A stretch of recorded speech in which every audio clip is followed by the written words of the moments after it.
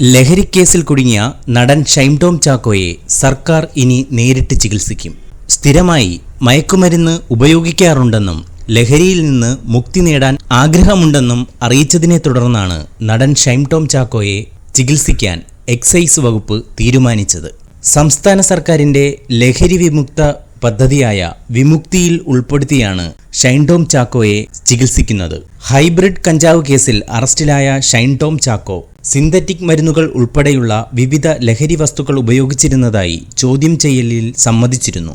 കഴിഞ്ഞ ദിവസം ആലപ്പുഴയിൽ എക്സൈസ് ഉദ്യോഗസ്ഥരുടെ മുൻപിൽ ഹാജരായ വേളയിലാണ് ലഹരിയിൽ നിന്നും വിമുക്തി നേടണമെന്ന ആഗ്രഹം ഷൈൻ ടോം ചാക്കോ അറിയിച്ചത്. ഇതേ തുടർന്നാണ് ഷൈൻ ടോമിനെ ലഹരി വിമുക്തി കേന്ദ്രത്തിൽ എത്തിക്കാനുള്ള തീരുമാനം എടുത്തത്.